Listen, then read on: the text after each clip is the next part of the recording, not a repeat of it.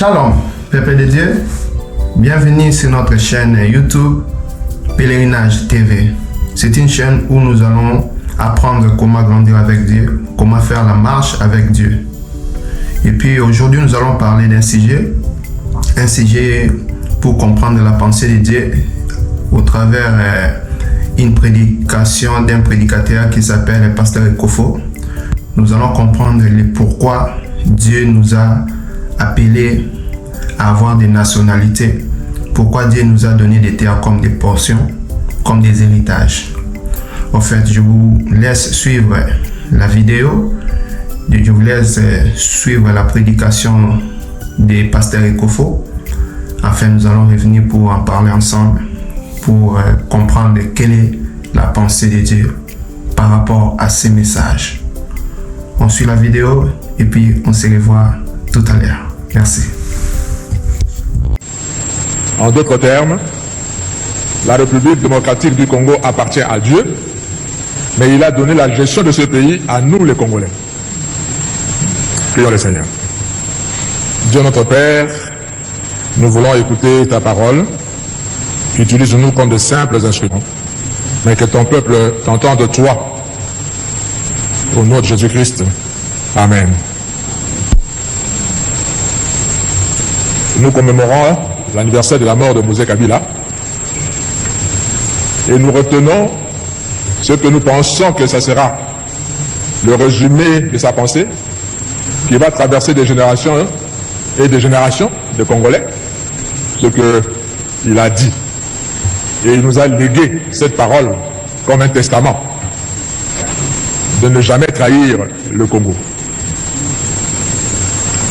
Et ce que nous venons de dire nous dit justement que le Congo nous appartient. Dieu a donné la gestion du Congo à nous, Congolais. Ce n'est pas aux Américains. Ce n'est pas aux Français, ni aux Belges, ni à qui que ce soit, mais à nous, Congolais. Et c'est nous, Congolais, qui un jour rendrons compte à Dieu de notre gestion de sa terre, de la République démocratique du Congo. J'aime bien l'athlétisme, où il y a des courses à pied surtout. Et j'aime spécialement une course, la course de relais, où une personne transmet le bâton à une deuxième personne, à une troisième, à une quatrième. La première personne à courir, on doit toujours prendre quelqu'un qui est meilleur. Parce que de ses efforts dépendront le reste à courir. Si lui prend la distance, suffisamment de distance par rapport aux autres, ceux qui viendront après lui ne feront que conserver cette distance-là et gagner la course. Dans l'histoire du pays, c'est pareil aussi. L'histoire des pays, c'est pareil. Nous prenons un témoin que nous transmettons à la génération qui vient. D'où ma question. Quel pays allons-nous léguer à nos enfants, à nos petits-enfants? Nous avons l'obligation, devant Dieu et devant l'histoire, de léguer à nos enfants et à nos petits-enfants, tout d'abord, un pays uni.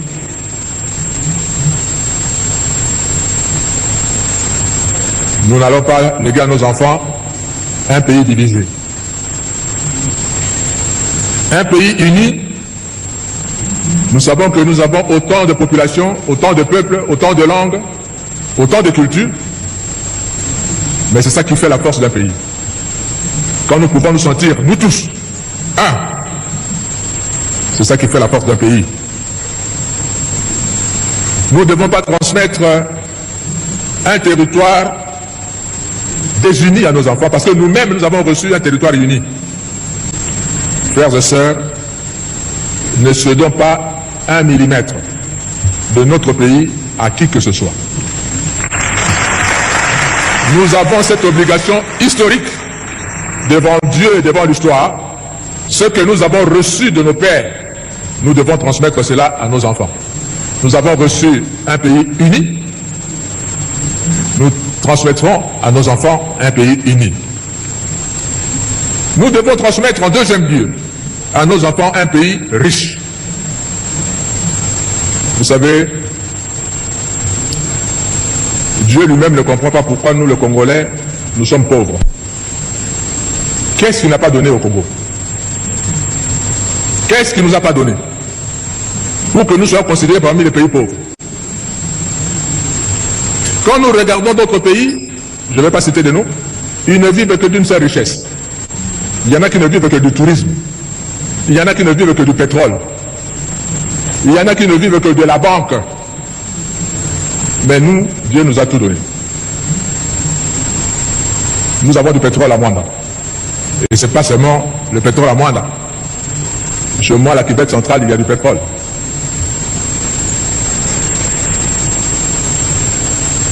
Nous pouvons vivre de ça.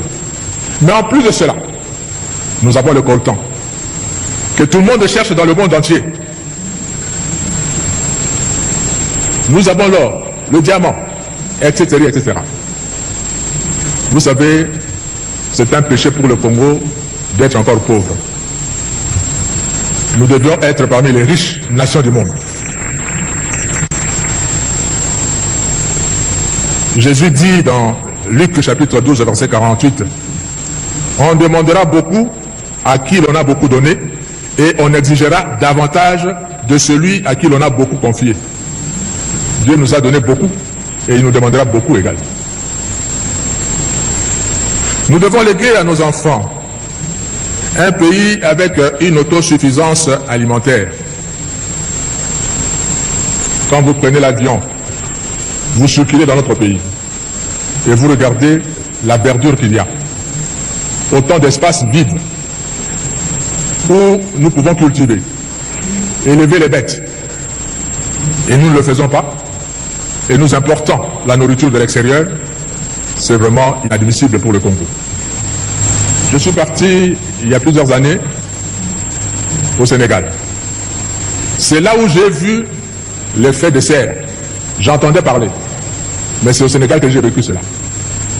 Nous étions internés en Mboro, c'est à plus de 100 km de Dakar, dans un hôtel, et l'hôtel s'appelait l'hôtel du lac. Et nous tous, on cherchait le lac. On ne voyait pas le lac. On a posé la question aux Sénégalais eux-mêmes, mais pourquoi vous avez donné à cet hôtel le nom de l'hôtel du lac? On dit, ben, monsieur, vous regardez juste devant la piscine, il y a une crevasse là. Oui. Il y a 10 ans, il y avait de l'eau. On traversait de ce coin à l'autre par pirogue. On pêchait des caïmans ici, des poissons ici. Mais tout cela s'est asséché. Je suis parti passer toute une semaine dans un village, à plus de 500 km de Dakar. Heureusement pour le village, et c'est ça qui a fait que le village continue à vivre. Les Français sont venus creuser un puits de plus de 300 mètres pour trouver de l'eau. Et c'est cette eau-là, ce puits-là, qui faisait vivre tout un village. Et moi j'ai dit à celui qui me logeait, j'ai dit, ben, nous à Kinshasa, dans certaines communes, vous creusez la terre pour poser la fondation de votre maison, vous commencez à vous battre avec de l'eau. 30 cm à peine, vous avez de l'eau. Dieu nous a bénis. Et quand j'ai vu les gens de Dakar, au Sénégal, vous trouvez des fruits partout, des pastèques, de ceci, de cela, partout. Nous, on a la grâce d'avoir autant de saisons. Quand il ne pleut pas à Kinshasa, il pleut à Goma. Quand il ne pleut pas à Goma, il pleut au Katanga, etc., etc. Et comment nous pouvons importer certaines choses? Je reconnais que nous ne sommes pas avancés du point de vue technologique. On peut importer la technologie. Mais de penser le peu de devises que nous avons pour importer à manger, c'est vraiment inadmissible pour le Congo.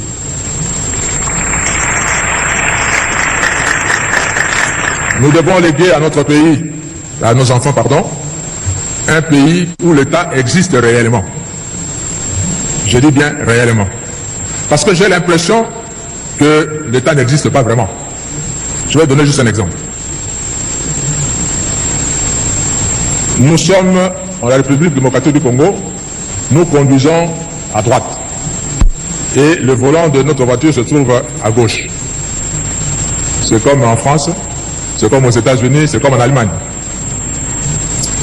Vous allez chez les Allemands, chez les Anglais, et ils conduisent à gauche et les volants à droite.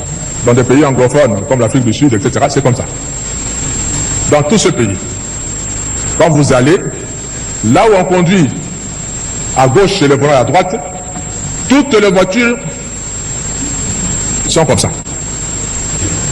Vous allez dans d'autres pays, où on conduit à droite, comme nous, les volants à gauche, toutes les voitures sont comme ça, sauf chez nous. Les volants devaient être à gauche. Nous avons importé autant de voitures dont le volant se trouve à gauche et ça rentre par nos frontières. Alors que si vous osez faire ça aux États-Unis, on vous dira que c'est non conforme à la législation américaine, ça n'entre pas. Chez nous, ça entre. Et c'est nous, les Congolais, qui connaissons notre loi, qui importons ces voitures, et l'État laisse faire. Ça veut dire que l'État n'existe pas réellement. Il faut renforcer l'autorité de l'État. Nous devons léguer à nos enfants un pays où l'État est réel. Où tout le monde est égal devant la loi. Que vous soyez général, ministre, ou qui que ce soit. Quand vous devez enfreindre la loi de la République, on vous arrête, on vous juge, on vous condamne comme tout citoyen. J'étais étudiant aux États-Unis à l'époque du président Reagan. Un matin, on se réveille, breaking news. Toutes les télévisions. Qu'est-ce qu'il y a? On a tiré sur le président. On a vu ça en direct. Et moi j'ai dit, en bon congolais à l'époque c'était Zaïrois, j'ai dit oh là là là là là là. Ces garçons a cherché un problème à sa famille. Parce que je me rappelle de nous. J'ai dit, on ne va même pas le juger, on va le condamner, on va le tuer, et peut-être tuer toute sa famille. Je raisonnais comme ça. Mais les États-Unis m'ont donné une leçon. On l'a arrêté comme un citoyen américain, on l'a jugé comme un citoyen américain, même s'il a tiré au président des États-Unis, on dit, c'est un citoyen américain qui a tiré au citoyen américain, même si c'est le premier citoyen, mais c'est un citoyen américain. On l'a jugé. Et comme il venait d'une famille riche, il a trouvé un avocat de haut rang. Ils ont plaidé l'insanité, la déficience de sa tête, de son intelligence. Curieusement, la Cour a cru, parce qu'on a fait des tests et c'était vrai, on ne l'a pas condamné. On l'a condamné plutôt à être soigné. J'étais abasourdi. Un monsieur qui tire sur un président de la République, et on lui donne un procès équitable. Et au lieu de le condamner en prison, on le condamne à aller plutôt être soigné. Parce que, et c'est la leçon que j'ai appris là-bas, tout le monde est égal devant la loi. La tendance du Congolais, c'est de dire que la loi est là, mais moi je suis au-dessus de la loi. Parce que je suis. Nous devons léguer à nos pays, à nos enfants, un État responsable où tout le monde est égal devant la loi. Nous devons léguer à nos enfants un pays où l'on circule librement. Quand je parle de circuler librement, je vois le transport, pas seulement de la ville, mais surtout de routes interprovinciales, inter-villes, etc., etc. J'étais dans une rencontre à Nairobi, une rencontre de l'église. Je vous assure qu'il y a des gens qui nous aiment. Parce que j'ai assisté à la prière de gens qui priaient pour mon pays, j'ai eu de larmes aux yeux. Et ils ont prié pour le Congo, pourquoi? Parce que on a appelé, c'est une rencontre de l'église. Et moi je suis de l'église. On a appelé des experts, qui ne sont pas de l'église, pour nous parler de l'Afrique. Et on a pris un secteur, le transport. Dit, quand vous prenez votre véhicule en Afrique du Sud, vous allez traverser tout le pays du Sud, vous montez vers le Nord. Vous allez traverser ce pays par route. Et tout s'arrête en République démocratique du Congo. Quand vous entrez au Congo, il n'y a plus de route. Vous allez d'est à l'ouest de l'Afrique, vous venez, vous vous arrêtez en République du Congo, vous n'allez plus entrer parce qu'il n'y a plus de route. De nord vers le sud, c'est pareil, vous vous arrêtez seulement en République démocratique du Congo. Et les gens ont prié pour qu'un jour, quelqu'un puisse quitter le sud, traverser le Congo, ce grand pays, le Congo, et aller jusqu'au nord avec sa voiture. Et j'aimerais que le Congolais entre eux circule. Quelqu'un de Bandaka va aller passer les vacances à Goma. Quelqu'un de Goma va passer les vacances au Katanga avec sa voiture, avec sa famille, comme ça se fait ailleurs. Et c'est en circulant que les gens vont se connaître. Et ça va créer la cohésion nationale, l'unité nationale. On aime que quelqu'un qu'on a vu, qu'on a touché, qu'on a côtoyé, avec qui on a causé.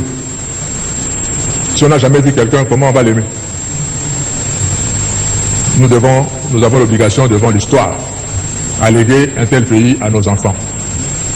Un pays où il fera beau vivre. Sinon, nos enfants vont commencer à nous quitter pour aller mourir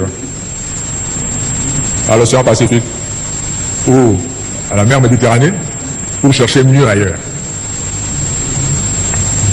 Et c'est autant d'enfants qui vont nous quitter à cause de ça. Non, nous voulons que nos enfants aiment notre pays, restent dans notre pays, travaillent dans notre pays, parce que dites-moi dans tout le monde entier, quel est ce grand pays qui n'a pas une grande frontière, une grande étendue de pays et une grande population qui soit parmi les pays les plus riches? Regardez les États-Unis. Autant de kilomètres carrés de superficie, mais autant de millions d'habitants. Les États-Unis peuvent développer juste un marché interne. Ils vont vivre avec ça. Parce qu'ils sont nombreux. Il suffirait que Michael Jackson, qui est mort, sorte un disque. Et aux États-Unis, ils sont à plus de 250 millions d'habitants. S'ils vendaient le disque à $1 seulement, et que 100 millions d'Américains achètent, ou 40 millions d'Américains achètent, il a 40 millions. Il a 100 millions. Il n'a pas besoin que son disque soit vendu en Europe ou en Afrique. Il n'a pas besoin de ça, parce qu'il se fait suffisamment riche à l'intérieur de son pays. Les McDonald's, ils ont commencé à être riches chez eux, avant de conquérir le monde. Nous devons être grands. Dieu nous a donné la superficie qu'il faut. Et nous devons avoir une population jeune, qui travaille, qui aime le pays et que nous utilisons nous-mêmes ici. Même si le dossier appartient, Dieu nous a donné une mission pour l'Afrique. France Fanon avait raison de dire que l'Afrique a une forme de revolver dont la gâchette se trouve au Congo justement. Le jour où le Congo décolle, je vous assure que l'Afrique va décoller également, par effet d'entraînement. Si vous allez aux États-Unis, le pays comme le Mexique, le Canada, ont décollé parce que les États-Unis ont décollé. Et quand le Congo va décoller, les autres vont suivre.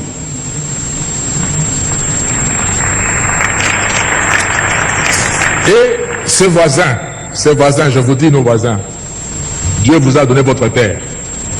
N'enviez pas la nôtre.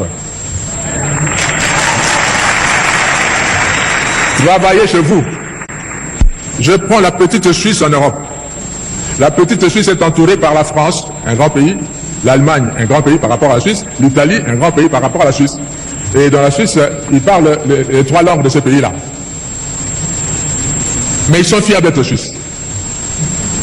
Ils n'envient ni la France, ni l'Italie, ni l'Allemagne. Mais puisqu'ils se sont tournés chez eux, à travailler chez eux, Dieu leur a donné la confiance du monde entier. Tout le monde entier va garder son argent en Suisse. Et la Suisse vit de ses banques. Ces pays aussi peuvent vivre de ce que Dieu va leur donner de faire, au lieu d'envier la République démocratique du Congo, et avoir des stratégies pour profiter de la République démocratique du Congo.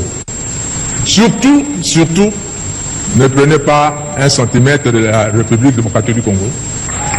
Parce que le Congo ne sera pas toujours faible comme il est maintenant. Il va se réveiller un jour. J'étais étudiant également en France, et Dieu a fait que je vive dans la ville de Strasbourg pendant 5 ans. Et Strasbourg, fait partie de la grande région qu'on appelle Alsace. Et les Alsaciens parlent un dialecte germanique, c'est-à-dire qu'il ressemble plus à l'allemand qu'en français. Là, beaucoup d'Alsaciens ne savent même pas parler français correctement quand vous êtes dans leur village. Ils parlent plutôt allemand. Et là où je vivais, je louais. Mon bailleur me disait un jour, Monsieur Kofo, mes parents sont nés ici à Strasbourg, ont grandi à Strasbourg. Moi, je suis né à Strasbourg, j'ai grandi à Strasbourg. Et tout en vivant à Strasbourg, j'ai été 2 fois citoyen allemand et je suis redevenu 2 fois citoyen français. Je me dis comment? Parce que lors de la Première Guerre mondiale, 14-18, l'Allemagne a envahi la France et a récupéré, selon l'Allemagne, son droit sur l'Alsace qui lui appartient, historiquement, parce qu'il parle la même langue. On a récupéré ça. La guerre de 18 se termine, les Allemands perdent la guerre. La France récupère son pays, son territoire. On arrive vers la guerre de 40-45, pareil. L'Allemagne envahit la France et récupère l'Alsace. En 1945, l'Allemagne perd la guerre, la France récupère sa terre. Le Congo, si vous prenez, vous osez prendre une partie du Congo maintenant, nos enfants vont le récupérer les années qui viennent. Alors, soyons plutôt de bons voisins et ne mettez pas de conflit entre nous. S'il vous plaît, nos voisins. Je voudrais m'adresser aux pays riches. Je suis content que les ambassadeurs sont nombreux. S'il vous plaît, soyez nos porte-parole auprès de vos pays respectifs. Vous avez la technologie. Nous n'avons pas la technologie. Vous êtes riches. Nous sommes pauvres. Aidez-nous à développer notre pays. Vous en tirerez toujours des dividendes. Si par exemple, vous aidez le Congolais à avoir de belles routes partout, et que le Congolais vive bien, combien de voitures seront achetées chez vous? Parce que nous n'avons pas la technologie de fabriquer des voitures. Combien de voitures seront achetées chez vous? Si vous permettez que l'électricité arrive dans nos villages, et que le villageois congolais a suffisamment de moyens pour acheter juste un poste téléviseur, combien de postes téléviseurs vous vendrez au Congo? Je sais que les industries qui fabriquent les armes profitent quand il y a la guerre pour écouler leurs marchandises. Mais quand il y a la paix également, vous allez toujours vendre vos marchandises. Parce que tout le monde sait, celui qui veut la paix prépare la guerre. Même en période de paix, les armées vont toujours acheter de quoi se défendre auprès de vous. Si le Congo est riche et nous avons un vaste pays, combien d'avions on achètera chez vous parce qu'on n'en fabrique pas chez nous? Si vous nous aidez à avoir des chemins de fer, combien de locomotives vous vendrez? Aidez-nous. Le monde est devenu un petit monde planétaire. Il suffirait qu'on touche quelque part, c'est connu dans tout le monde entier, et le résultat, où le problème se fait sentir partout. Aidez le Congo. Quelqu'un qui est malade et vous l'aidez, quand il sera en bonne santé, il ne vous oubliera pas.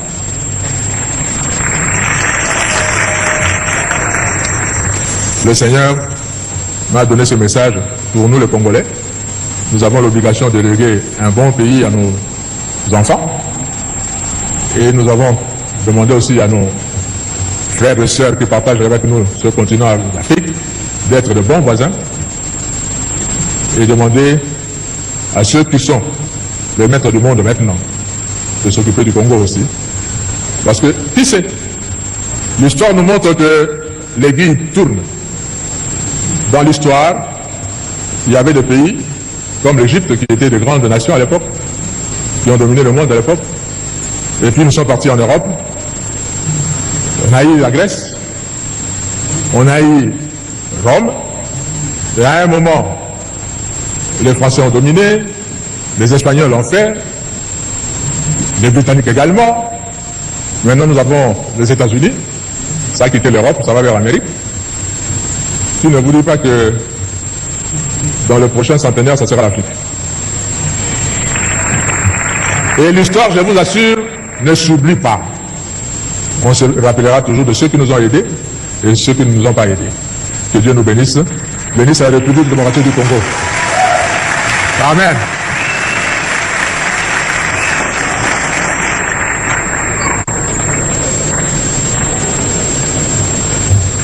Prions pour le message. Merci Seigneur de nous avoir parlé. Que ton esprit... Oui, bien-aimés dans le Seigneur, nous sommes encore de retour après cette belle prédication de Pasteur Ekofo, les serviteurs de Dieu. Après ces messages, nous avions tous compris le pourquoi Dieu nous a donné nos terres ou nos pays comme des héritages. Et nous avions compris que nous avons tous cette responsabilité de prendre soin de l'héritage que l'Éternel nous a légué. Nous, en tant que citoyens congolais, nous avons la responsabilité de prendre soin de ces pays.